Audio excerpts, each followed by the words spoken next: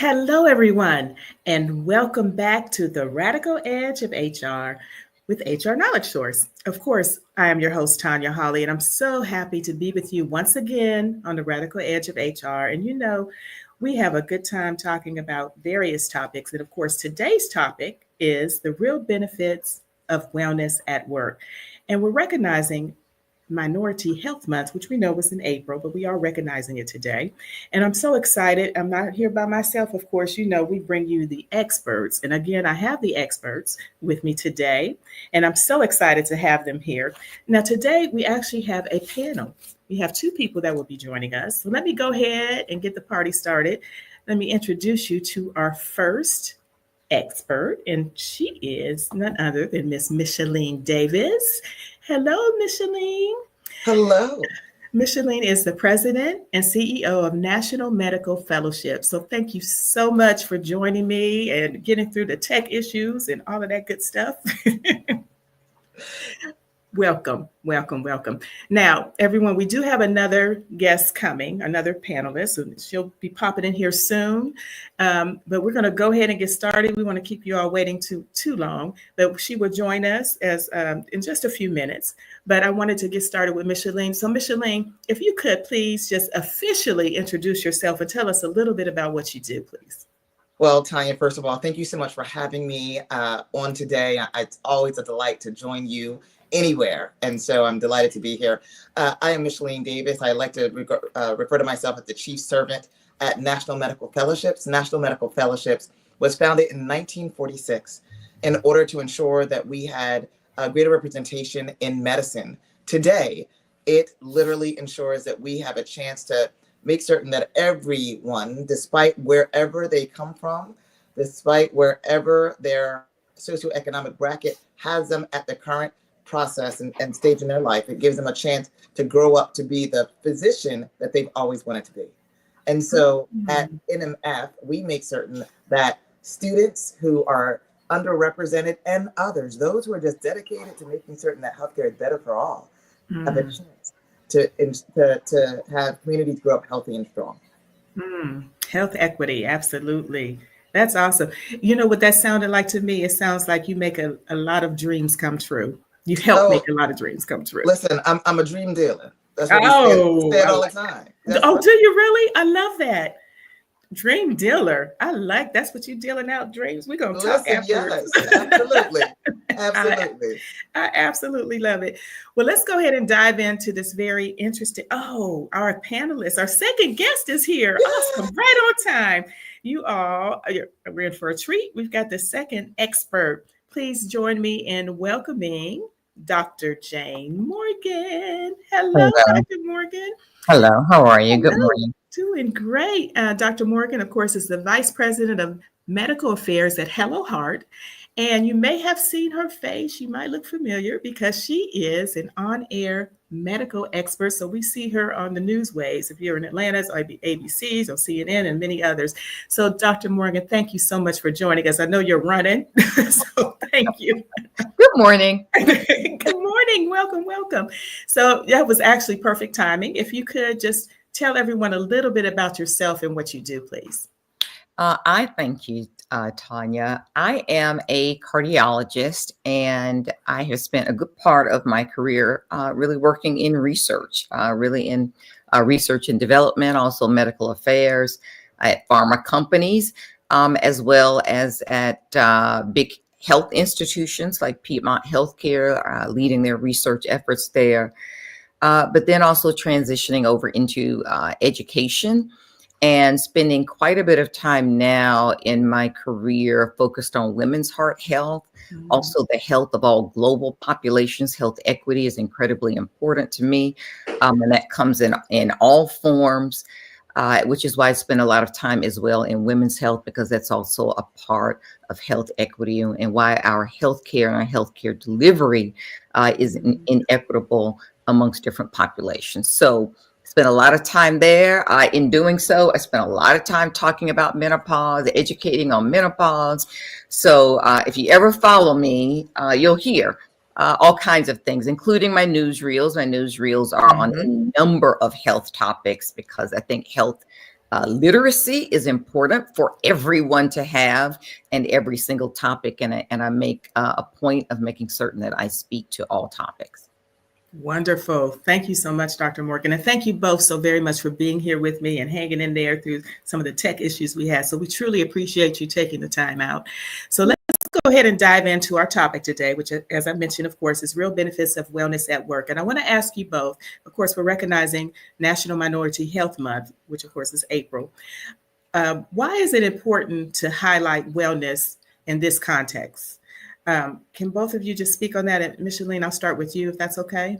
Absolutely. It's incredibly important for us to be highlighting wellness as we are talking about Minority Health Month as a result of, quite frankly, two things primarily. One, I love the fact that my fellow panelists just talked about the issues of healthcare disparities, right? And everything does not impact everyone at exactly the same. What we do know is the fact that, unfortunately, communities that have been marginalized historically have continued stressors for a longer period of time, right? Everyone has that experience, but quite frankly, what are we also weathering as we experience life in general? One of the things that I think is really important is that we also acknowledge the importance of wellness at work in the midst of what we are weathering. So not just what is going on right now on your desk, but quite frankly, what is going on in the world as well as in your life, right? If we take a look at even the geopolitical landscape, it's never quite looked the way it does right now. Evidence tells us as well that a manager has a greater ability to impact a person's mental health and well-being than oftentimes even their family dwelling. And so we want to make certain that we are looking at this through a kaleidoscope, not just a single solitary lens, because individuals, human beings, those that make up our employee base, are complex compound creatures. And as a result of that, it's really important that we are talking about wellness and wellness at work through a lens as well during Minority Health Month about, well, how is it actually impacting the unique populations that may be especially targeted, that are especially impacted and affected as a result of healthcare outcomes and healthcare disparities, right?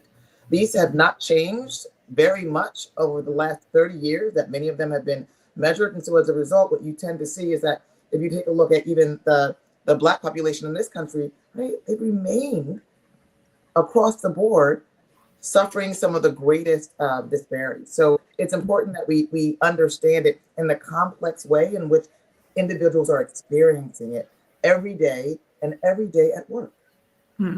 Thank you, Michellene. Dr. Morgan, did you want to add to that as well? Yeah, I mean, I concur with Michellene, and maybe I would just add, if we are discussing women's health and menopause, our data shows us that about 10 to 15% of women step away from the workforce or reduce their work capacity during the time of perimenopause and menopause because of a myriad of symptoms and the lack of support and even discussion in the workplace that is required or often needed during that period of time. And so Michellene is correct. Your manager can really impact your value at your company and your corporation. And your value is not how the company tells you that you are valued. Your value is how you perceive that you are being valued. And, I've run into that many times where people give you their value and they give you their words and they tell you you're valued. The only way that you can be valued is, do you feel valued in a way that you understand? And so that is really incredibly important. Women struggle with a number of a myriad of symptoms during perimenopause that are just vaguely understood, and no one is really connecting the dots as to how this is connected to dropping estrogen levels and progesterone levels and even testosterone levels.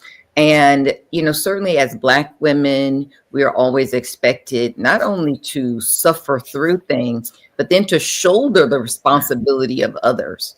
So we have to suffer and shoulder others' suffering and pull it through.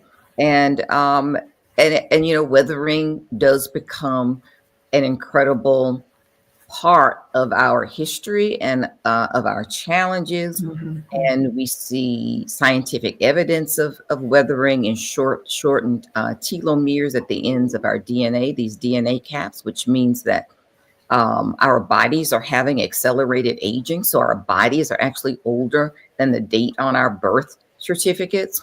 Mm. And and all of that comes into bear when you're sitting in a health system, and people are looking at you via a single lens of the health system and not through the lens of your culture, your environment, your lived experiences. And so I could be looking at a 40-year-old female, but I know, because she's come to me and we have cultural congruence, that I really need to think about her in terms of being 48 to 50 years of age. And if I'm thinking of her in those terms, then I need to start her cancer screenings at her weathered age, not at her Mm. biologic age, not at her chronologic age. I need to start these screenings at her biologic age. And so when we talk about, why is there Mm. increased mortality? All of these stressors relate to inflammation. This is all a part of it, and it's all very much tied to the workplace experience as well. Wow. That's what I say to that. Wow. Mhm. Bodies are older than what's on your birth certificate. Oh my goodness. That was very interesting, Dr. Morgan. Now, I always like the lens of a layman because I'm not in the medical field or where you all are. So I hear certain things that stand out to me that may not to other people. Or if you're in the same shoes as me as a person from the outside, I never would have thought of that. That's very interesting. Thank you for sharing that. The other thing you said that caught my attention was the value, which to me that also equates to your mental health that can mess with your mental health. Mhm. And I like how you explain that and how that's important, how you receive it, what you think about it. So thank you for that. That's some good nuggets, I think, from both of you. I appreciate that. So my Yeah, next, companies can gaslight you, and you get gaslit into all of their HR uh, mumbo jumbo and all of the mm, the, mhm, the the terminology, and they give you the corporate speak, and you don't realize you're really being gaslit. But your gut will tell you if mm, you are not in the right place. If you are valued at a place. Someone that's so can't true. tell you your value by looking at this metric. And so you see that you are valued. That's only a measure that you can have. And Mhm, your manager actually has a lot to do with whether or not you are feeling valued in an mm, organization. very true. And later on we're going to talk about that a little more. Thank you for that. The next question I have, and I need it from your perspective. What are some common warning signs that work-related stress is affecting someone's physical or mental health? So, Michellene, I'll go back to you for this one, if you want to respond to that first.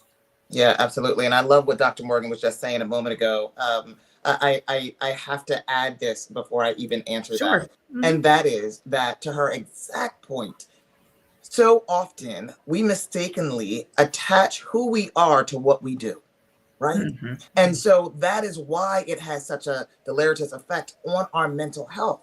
It is because we mistakenly, for a moment, decide that our value is steeped in what this company, right, tells us Hmm. about ourselves. And that is completely incorrect, but it's also incredibly dangerous, right? It is the reason why people have such incredible difficulty when sometimes they have to facilitate a transition out of a job, when literally after you talk to them, you're like, well, baby, you weren't happy there anyway.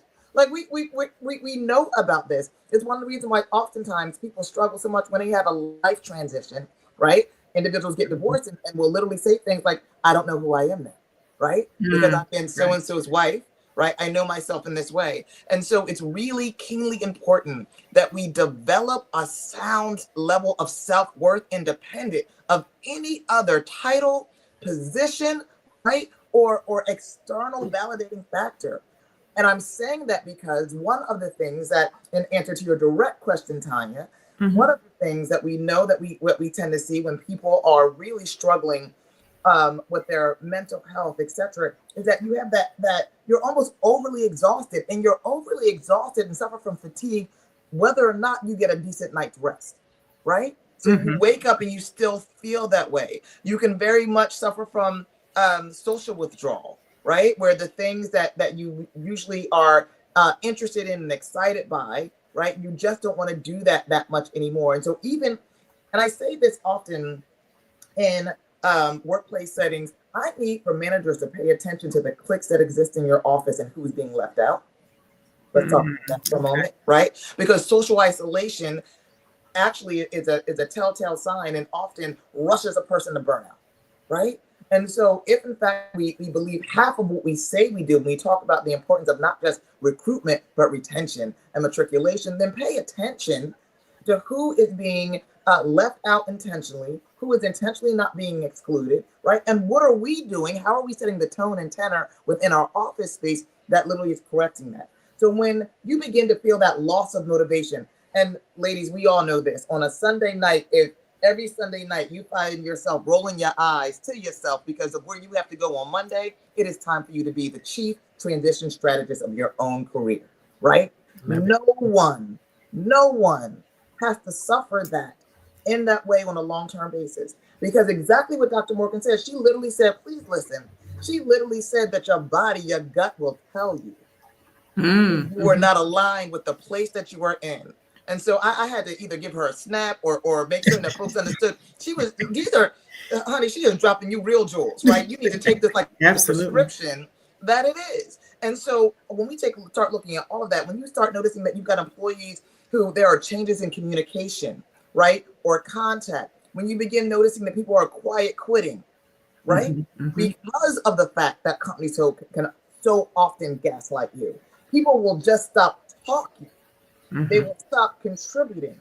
And those are just a few key elements. I want to stop and preserve some space for Dr. Morgan that we really want to pay some conscientious attention to, both at the employer, but I'm also saying that to the employee.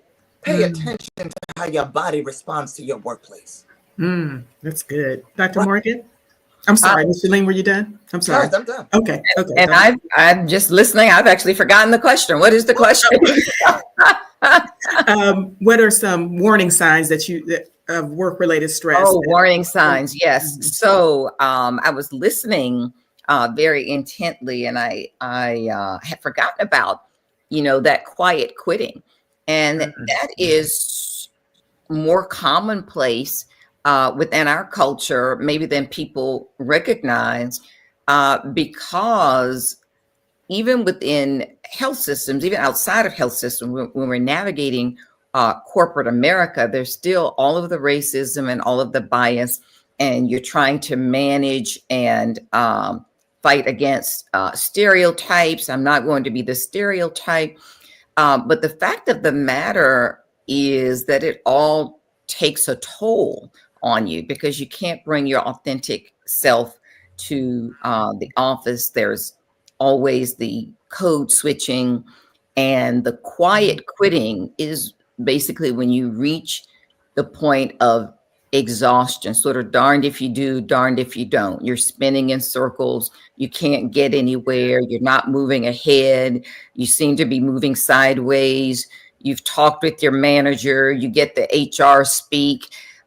You see the cliques running in the office, the mean girls. I was once in an office where there was a clique. We called them the mean girls. Oh, wow. Okay. But the mean girls included the manager, right? The manager was a part of the mean girl clique. And everybody just kind of shrugged their shoulders and let it go. And that culture was a damaging culture. And you do have people who are quiet quitting. And you know that because they say things like, I'm just doing the assignment and then I'm going to go home. I'm just completing, X, Y, and Z. Or you say, why did you let them talk with you that way? I'm just waiting till my kid graduates from college and then I'm out of here. That kind of thing. So when you quiet quit, you also begin to tolerate toxic behaviors. It's almost as if you have really given up. But the loss to the company is you've lost energy of that person. You've lost their creativity. You've lost their lens, their perspective, all of their contributions, the things that are going to make this company strong. You have someone now who is performing just perfunctory tasks because they have checked out, because they're in an environment that not only doesn't support them, oftentimes is either uncomfortable and they're having to manage, or is toxic or has pockets of toxicity. And even when you're having to navigate pockets of toxicity, where you're sitting is fine, but I know I can't walk over to the left, or I know I can't go to the next building, or I know I can't join these people at their table, and you're constantly navigating the pockets such that you stay in your safe zone. That's exhausting as well. Mm-hmm. Thank you, Dr. Morgan. That's some really interesting. I'm going to dwell on that. I'm going to get to the next question, and the next one is I'll say what I have to say because I have some comments on that. But I will make sure we cover. I want to give everybody who's listening and watching as much as we can these nuggets to help them. And the next question truly relates to that, and that is: are there any tools or daily habits or any suggestions you have for those that are trying to manage stress at work and still perform at a high level? Are there any suggestions either one of you have that you can give, Michellene? Yeah, I got to tell you, this sounds super simple, but I cannot emphasize how important it is. I need you to go outside and stand in some sunlight. I really do. Even if it's cold and it's chilly. I know that Dr. Morgan is down in Atlanta, but I'm in from Chicago right now. And what I will tell you is it has such a positive impact and effect on you. And if you really want to do what I really want you to do, I want you to while you're outside, I'm going to need you to go on a walk run. I'm going to need you to walk at a normal pace for 3 minutes and then speed up a little bit, do some interval walking for another 3 minutes. I need you to actually get your heart rate up a little bit. Exercise is so incredibly important. And ladies, I know, and gentlemen, I know you don't always want to do it, but I promise you that it's going to get you to that better space, right? So why am I telling you to go outside? I'm telling you to go outside because of a variety of reasons. But because we're talking about Minority Health Month, I'm going to go ahead and say this. For African Americans in this country, Dr. Morgan, I'm going to leave all the clinical stuff to you, right? Juris Doctor, not medical doctor. I apologize to my parents for it all the time. But what I will say to you is this, right? We are so vitamin D deficient. And quite frankly, we need so much more than just what a traditional vitamin D supplement that's been created for the majority can give us, can actually administer to us, right? And so as a result, it's really important because of the fact that vitamin D has also been connected to our gut health. What I will tell you as well is the fact that we all know that our gut is like our second brain, right? So much of this impacts and affects us. I'm gonna tell you this as well. This sounds, folks always talk about, practice mindfulness, right? Do some relaxation, right? I didn't grow up in a culture or a community that did a lot of meditation, but the truth is we did a lot of prayer, right? And so there's something about quieting yourself to hear so that prayer is not just a one-way dialogue. That doing that and breathing deeply helps you to reset yourself. So even if you're in your office, I want you to walk towards the window, right? It is not the same as walking outside. But I want you to at least walk towards the window in order to look outside for a moment. And I want you to steady your breath. I want you to turn your head from one side and then slowly turn it to the other. Reset your vagus nervous system, right?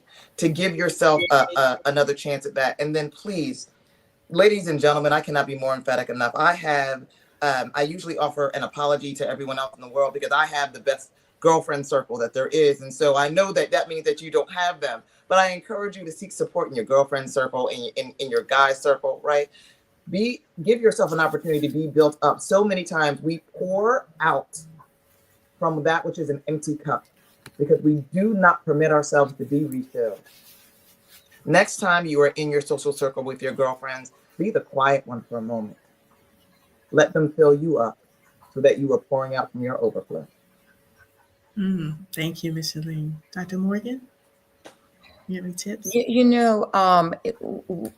And I've been in this situation more than once. And I would say begin to focus on your exit strategy. And in doing so, you begin to focus on your talents and what energizes and drives you. And so we often refer to that as your side hustle. But your side hustle can save you, not financially, not it could financially as well, but emotionally, some place where you have an outlet to really give all that you have that you're unable to do at the corporation because it's either not accepted, you're not the right messenger for it. You're not in the right rooms. Your name is not going to be spoken in the right rooms. Mean girl clique is running in your organization. Your manager is a part of that clique.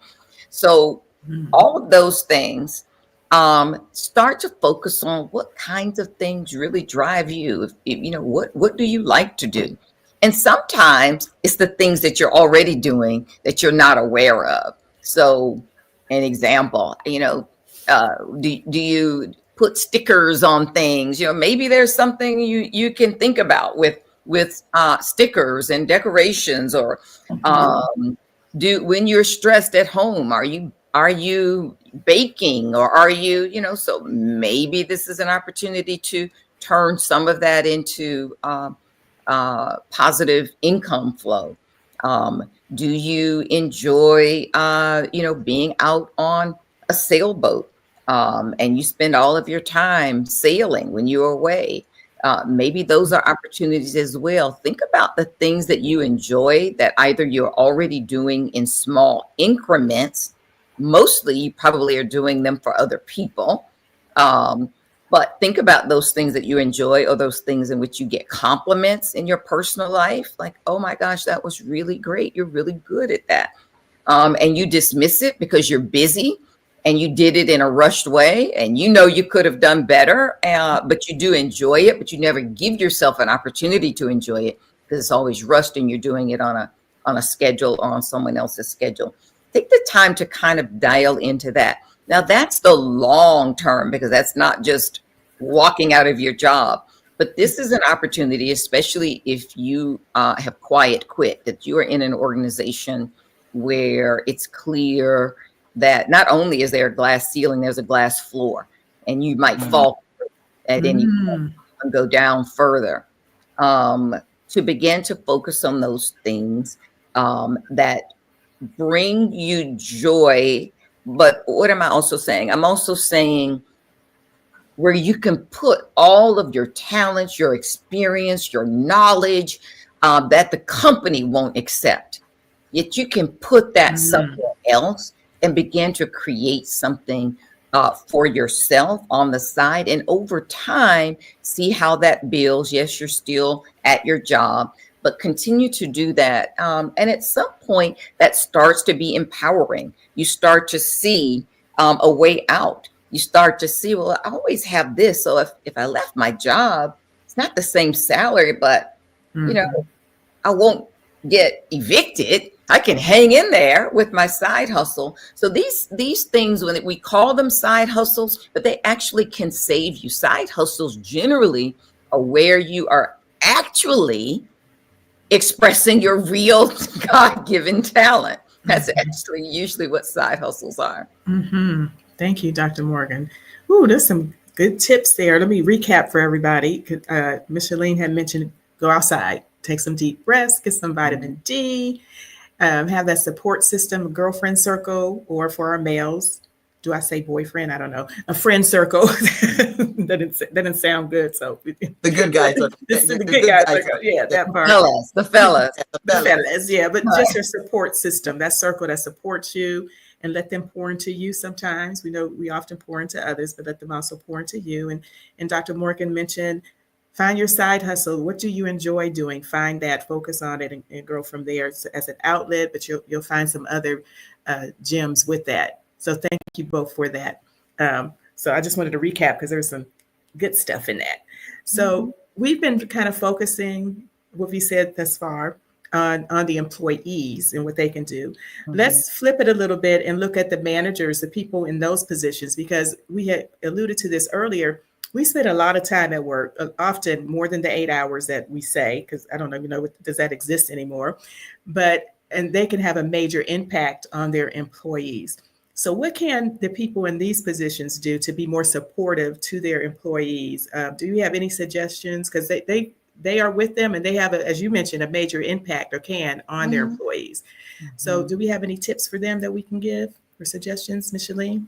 Yeah, absolutely. I really think that there are a host of things that organizations can do, that managers can do. One, you really want to have open communication, right? You really want to make certain that you are encouraging and open conversations about mental health and well-being.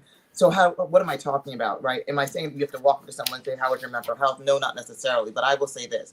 At National Medical Fellowships, one of the things that we have done in the past and are doing even currently, because we have something called an all-team meeting, which is just everyone in the organization who dials in virtually from no matter where they are. We utilize that platform as an opportunity to do everything from discussions on managing neurodivergent workforces to literally having a guest psychologist come in to talk about mental health and well-being. Why do we do that in particular? Well, I'm mentioning that because I'm certain that organizations you have your EAP, you can have mental health resources, but unless you're consistently putting it in front of individuals, those who have not ever raised their hand to ask for help are not likely to do so now, right? The most painful experience is watching someone try to power through that which they don't have to do alone, right? The reason why we bring in someone from outside is because of the fact that EAP networks are great, making certain that folks understand what's aware of by utilization of a 1-800 number is helpful. But here's the uniqueness, since we're talking about Minority Health Month, right? We are largely comprised of a BIPOC population inside of my institution. As a result of that, I want to make certain that there's a shared lived experience and a nuance and certainly respectful understanding of what individuals are going through. So if you have someone who is not impacted, especially by being targeted by what's going on in the world right now, then when an issue occurs, right, they're not particularly sensitized to it. You want to make certain that you are recognizing, again, the uniqueness of your employee population. So do it in that way. Encourage individuals to take a mental health day off, right? And applaud it when they do. Because lots of times we have companies speak around something, but then when your employee puts it in, you're not particularly pleased because you're like, well, I really needed you on that day. No, applaud them, right? And I do it publicly. When someone says I'm taking a mental health day on tomorrow, especially if they've CC'd other people, if it's in a group chat, just whatever it is, I will literally write them back and say, kudos to you for putting your mental health first, right? I've encouraged people to do it, right? Make certain that you are reminding employees, team, we're halfway through the year and I'm looking at your vacation balance and I don't see you using it. Right now, the additional element to that is that you need to model that behavior, and I am especially bad at that. And so I will go ahead and confess that early and often. But I will say to them, but I want to make certain that you do so. Right? Utilize this time. Make certain that you're spending some time with your family. In building the entity, I used to say to folks all the time, I don't want your family to hate your job. Right? To achieve some balance. If I send them a message and delayed delivery has not worked, because oftentimes it doesn't work on your mobile, and they write me back, I'm like, what are you doing? Get off of this. Right? Because if it's an emergency, I can call you. So clearly it is not, right? But you have to model that. You have to live and breathe that. It has to become an actual essential aspect of the fiber of the culture that you're deliberately trying to knit together, right? Because one of the most important things, when we tell people, bring your authentic self to work, most companies do not mean that to talk. Okay. Right, to talk, right? So if in fact you're going to say that, then what are you doing to contribute to the creation of a supportive environment for when that authentic person shows up, right? And so you've got to make certain that you are setting the stage, because when leadership does it, then your senior leadership team needs to mirror your behavior, right? So that it literally, that's the only time to me that trickle down actually works, right? Because you are setting the stage for that, and people understand, their employees and the employees under even that level, they understand that, well, wait a minute, our CEO just said. And so employers need to be mindful that their managers are following the mandate that you set around trying to ensure that you are creating that supportive environment. Thank you, Michellene. Dr. Morgan? The culture does start from the CEO. The CEO sets the culture. At every single institution, what's tolerated and not tolerated all emanates from the CEO. And every level beneath the CEO works to please and model the next level up. That's it. And so if this is the CEO and if this is what she or he is modeling, then or is making clear via policies or rules or recommendations, or leadership opportunities within the organization, then that perpetuates, and every single level understands that this is the preferred communication style and culture of that organization. It all starts from the CEO. You are correct in that. And I have seen where there are pockets of maybe subcultures that can develop within an organization, but they still are under that overall mandate. You know, there are organizations, you know, certainly when you have people from different backgrounds and different perspectives, and they may form a group, and I see those groups as communities, as support, as survival, not, oh, what are they talking about over there? Or what are they doing? Or we should be suspicious of them, or they are not including others, when in fact, they actually are surviving. They're not colluding. They are communing. Because when you see that, that is an indicator that your environment and your culture is not supportive. So they have found a support group. So that should be an indicator of not hostility. That should be a light on inside of your head as a manager to say, how have I created this? That's right. And this is what they need to survive me. And so what is it that I can do with that? Because of course, our communities is where we find safety, is where we find understanding, is where we can be our authentic selves, where we are going to have shared experiences. And that's going to be necessary. And if you see those groups forming, it's not a bad thing, but you need to also ask yourself, if you are the manager, how you are contributing to the necessity of that happening, because that's actually a survival technique, and community is actually very important. And we know in science that the stronger your community is, actually the longer you live. It's actually a very significant factor on longevity. And so those things are important in the workplace in setting the culture. Oh, thank you, Dr. Morgan. Thank you both. That's some great tips. I know that would help many people if they implement them. So that part.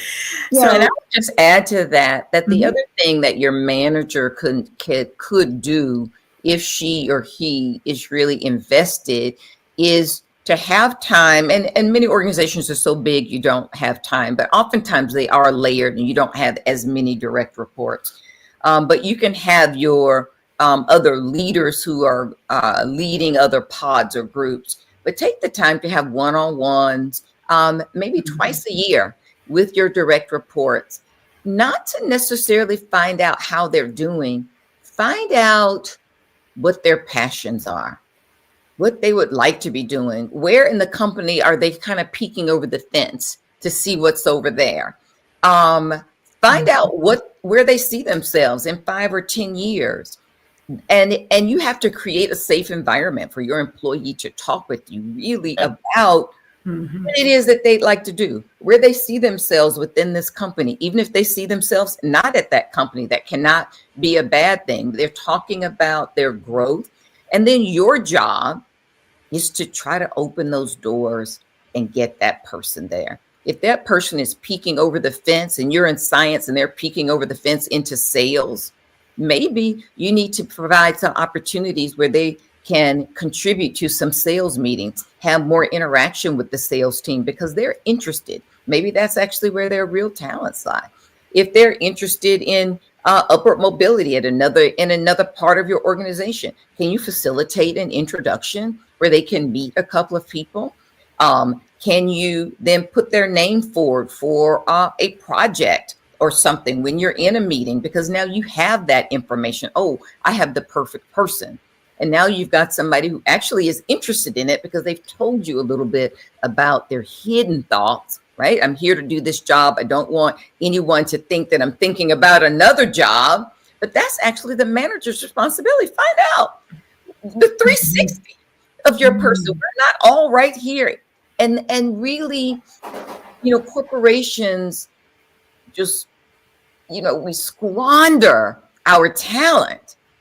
And people are afraid to show you everything that they are. If you can develop that relationship as a manager with your employees and then demonstrate that you will start to open doors within this company as much as you can and putting their name forward, that really goes a long way because it also shows that you are invested in their growth.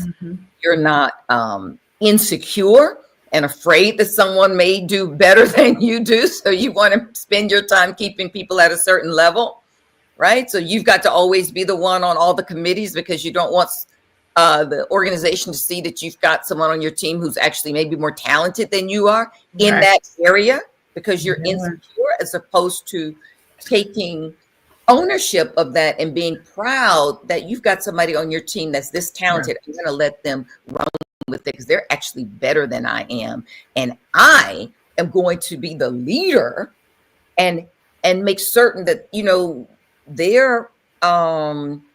their successes are going to reflect back on me and my team because this is a reflection of my management style. So that takes time, but managers should take the time. If you have thousands of people, which most people don't, you may have thousands of people in your division, but your direct reports will probably be 12 or fewer.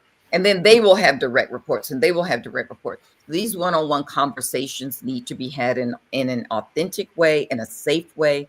And people need to be free to share all the things how they see themselves, where they would like to be in that company, where they may like to be in another company, or so all of those kinds of conversations. And then you keep your hat on as you're navigating the system for opportunities for your employees because now you know something about them. Thank you, Dr. Morgan. That's good. I call those stay interviews, right? And so I encourage managers to literally have stay interviews at least twice a year with your employees, right? Because your most marketable talent will up and look elsewhere, to Dr. Morgan's exact point, if in fact they believe that there's no longer any growth for them in the area that they're in, or if they don't see an entryway into an area that they're interested in. But if you don't know that they're interested in it, right? And I love what she said, because that's sponsorship. I love the fact that she's talking about stretch assignments and project championship. Give somebody an opportunity to lead a entity-wide initiative, right? With good visibility. Yes. Not the throwaway project, something that's going to have visibility in the company. Don't be insecure about it. That's it, right? Give them access to opportunity. And trust me, I've never understood that. Now we're going to have a real conversation. I've never understood. I've never understood that. I've never understood it. I will tell you, I remember this. I had a former CEO. I was at a very large academic medical center system, and I was their executive vice president, chief corporate affairs officer. And I remember being, I was attending some award something, right? I think it was top 25 Black women in business or something. And I remember watching my CEO walk into the room at the Marriott Marquis. He was so proud. That was funny, right? It was literally comical. He was like, and where's our table? He was so proud because he knew that that's a feather in his cap. That's right. Yes. Team succeeding is not, oh my gosh, they're going to get rid of me now because they see that this person can do it better than I can. No, that's a reflection of you as a leader getting the best out of all of your team members. But I don't, oftentimes I don't see that. I see Yeah. people being worried about their managers being worried about their own job security. Right? Interesting. Yes. Well, this is a great, Michellene, were you about to say something? I don't want to No, cut you off. no, I'm sorry. I'm being an amen corner. My apologies. Okay. We all need the amen corner, even here. So thank you for that. But this is a great segue into what my next and final question is for both of you. I want to, of course, recognize both of you as being women in leadership. Um, and we're doing a series on that, and I want to just throw this bonus question in to let you talk about that for a minute. But if you could share with us, what's a challenge that you have had to navigate in your position, and how did you get through it? If you could just share that, so all those watching that are in leadership may take some notes from this too. So whoever would like to start, I keep going alternating, but whoever would like to start is fine.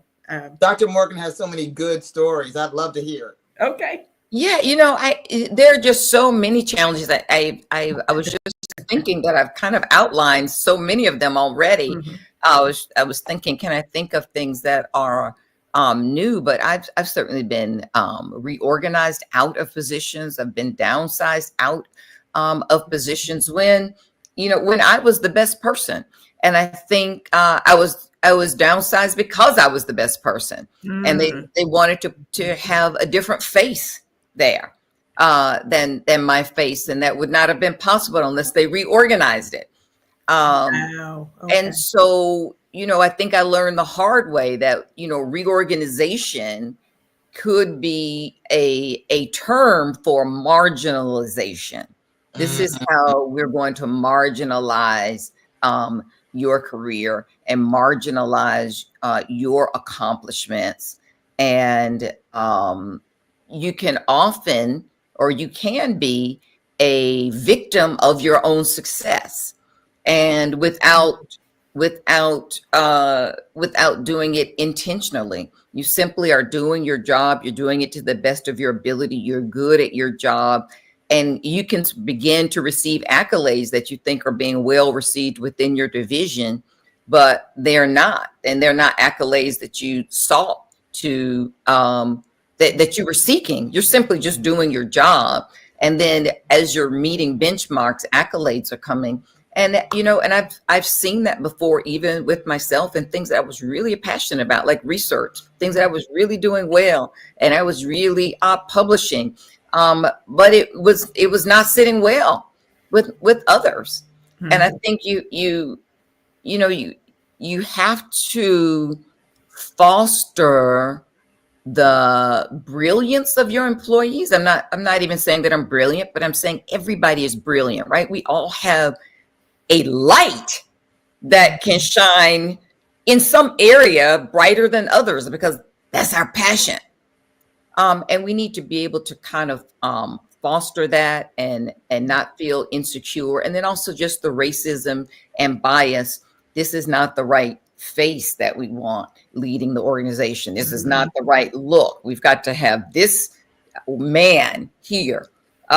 He is the one that should be here. So, I would like for organizations to be more open, because we really squander our resources and we squander our talent. And I've seen so many people quiet quitting. I've seen so many light groups huddled for community within organizations. That lets you know that there's something toxic within your organization, and you are losing the brilliance that could help your corporation move forward, because people are settling for taking a paycheck and finding joy outside of the organization. Mm. Mm. Thank you, Dr. Morgan.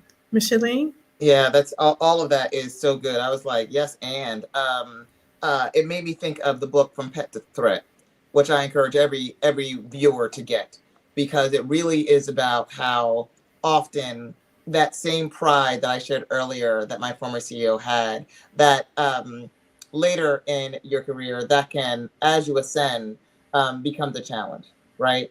And so I've had that experience as well, where literally that which made everyone so happy that you were there then becomes an issue with everyone externally, right? When governors start to have press conferences, they ask for you. and not the CEO. It can become a challenge. I'm just telling you the truth. When board members start to call you more, it becomes a challenge.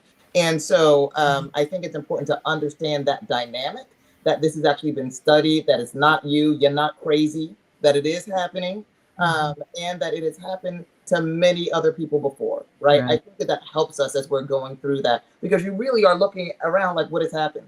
I think one of the interesting things that happened to me that I do want to share, because it still happens to so many other individuals, I want to equip your viewing audience, is that despite being highly visible, direct report, direct C-suite, etc., I experienced a situation of corporate bullying. And again, the gaslighting that goes on with it really makes you like look around like, am I crazy? And I remember I had a really good ally colleague who came to see me and said, I want you to know that we see this, but we don't know what it is. And the reason why they didn't know what it was because both individuals were of the same race. And so he literally said to me, if this man was of a different race, we would say it was racism, but we don't know what this is. Well, it turned out to be an issue of sexual harassment, but it was masked through corporate bullying. Right. Right. Wow. And so I can't leave that out. And not mention that, because I need to make certain that other folks understand that this is still happening today, that your access, your success, etc., doesn't necessarily protect you from that. And what's interesting is I literally had to study corporate bullying to have a better understanding of it. And it is that desire for your social capital. That is what these individuals are envious of, and that is what they want. And so there is something about this need to dominate you that literally comes from that. So I think that those are really interesting aspects as well. And then finally, I've had an issue because I so believe in access to opportunity. I was the kind of C-suite member that would bring in my leadership team to brief the CEO because I wanted them to have that opportunity. Mm-hmm. I wanted to give them that access. If I was going to be doing a presentation at the board, which I did every board meeting, on a particular topic of that which I oversaw, which included everything from global health to employee wellness and everything in between, I wanted to bring in my leader who represented that area just because I wanted to give them the opportunity, right? How were they going to develop the skills? How are they going to hone those skills if they never had that opportunity? Give them some shine, because I do believe that it is part of, it's a feather in your cap when you have really recruited high talent. Right. But in one issue, I remember there was an interesting experience of an individual who took the opportunity and then tried to leverage it to like going around me after that. And I thought it was interesting. Unfortunately, it made them look really bad, and they were later fired, and not by me. Right? And so I say that to say, I'm a firm believer that you treat people well. Yes. Right. Someone gives you that opportunity, that you honor that. Right? Yes. Right? Absolutely. So I think that those are a few of the examples that that I've experienced as challenges. Michellene, what was the name of the book that you referred to? What was the book? From Pet to Threat. There are lots of articles that have been written on the topic as well. And primarily because it's Minority Health Month, I will mention this too. That book is really about what happens to Black women in the corporate space. Right? Okay. I think that even I even think that Hartz mentions it in her book, The Memo, which later became a film. But it really has been well studied, well documented, and I invite all of your viewers to pick it up. Thank you for sharing that. Do you know the author? I don't off the top of my mind, because so many others have written articles referring to it. I'm afraid to give you the wrong author. No, that's okay. We'll be able to find it from there. Yeah, so thank you for that. Absolutely. So believe it or not, it's about time to go, ladies. Thank you so much for this enlightening conversation. In closing, I'm going to just let both of you, if there's anything you want to leave us with. I know Dr. Morgan, you may want to leave where we can follow you. I know you have your reels, different things, and Michellene, if there's anything. So Dr. Morgan, if you want to give us some closing remarks and where we can find you. That is, I talk science every single day on social media. So science, health, wellness, sometimes a little bit about family and other things. But if you really want to follow science and health information and you're looking for a place where you're going to get real information from a real doctor, feel free to call me. I keep it in short junkets. I do something on Wednesdays called the Stairwell Chronicles, where I sit on my stairs and in 60 seconds or less, I deliver you some information, one little nugget about health and wellness that you can take with you for the day. If you only want to tune in on Wednesdays, tune in on Wednesdays. You'll see me sitting on the stairs talking about something. So you can follow me at Dr. Jayne Morgan, Dr. Jayne Morgan on Instagram. Also on Threads, I'm on TikTok, I'm on LinkedIn, of course, and X. And feel free. I do content creation as well, but always related to health. Spend a lot of time in women's health, heart health. But as I said, I will post all of my media interviews there, and I interview with broadcast media on a wide range of medical topics. So it's real information. You don't have to worry about sort of a fake social media doctor. Right. So looking for places where you can actually get good information. Yes, and she's good, y'all. I'm just saying, Dr. Morgan, it's good stuff. So definitely follow her. And Michellene? I think she's great, and we'll be following as well. First of all, thank you for the opportunity. I enjoyed our time together, and I'm grateful for the work that both of you do, and that you are edifying others by virtue of your existence. So thank you for that. Please feel free to follow me as well, but really also to follow National Medical Fellowships. I'm on the same platforms at Michellene ESQ, so you can find me there, and of course on LinkedIn at Michellene Davis. But it's really also important that you also follow the great work of National Medical Fellowships. We literally have been advancing health equity in this country for the last 80 years. And we are really just here in order to ensure that everyone has an opportunity to grow up healthy and strong. Finally, I want to encourage your listeners to take good care of themselves. Thank you. You are worth the extra effort.